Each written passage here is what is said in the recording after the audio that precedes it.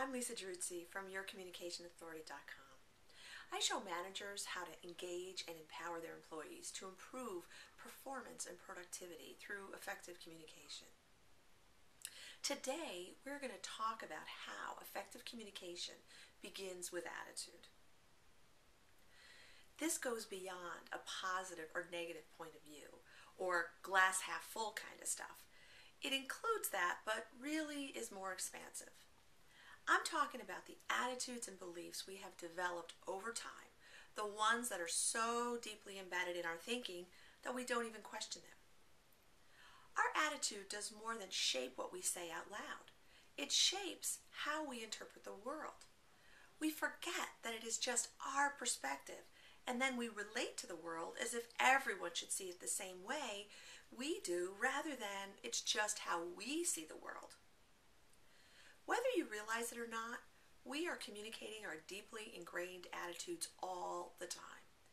We may not verbalize them directly, but they are communicated in a myriad of ways, in our speaking, our actions, our choices, our likes and dislikes, our judgments, and our opinions.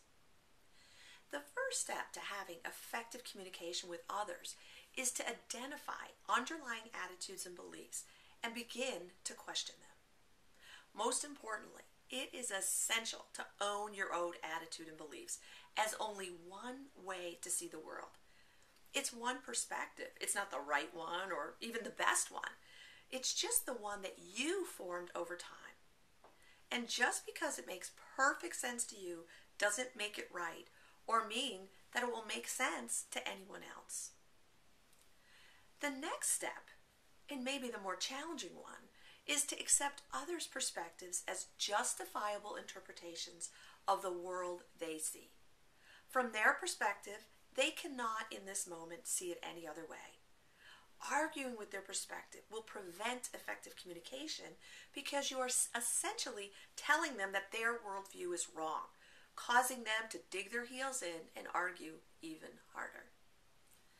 Rather than argue with their perspective, ask questions to help you understand their point of view. Look for commonalities and places where you can agree. The more open you are to understanding their point of view, the more open they will be to yours.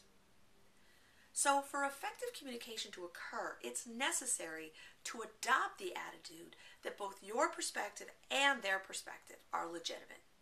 This will enable authentic, meaningful communication to occur. Thanks for watching. I'm Lisa Druzzi, yourcommunicationauthority.com.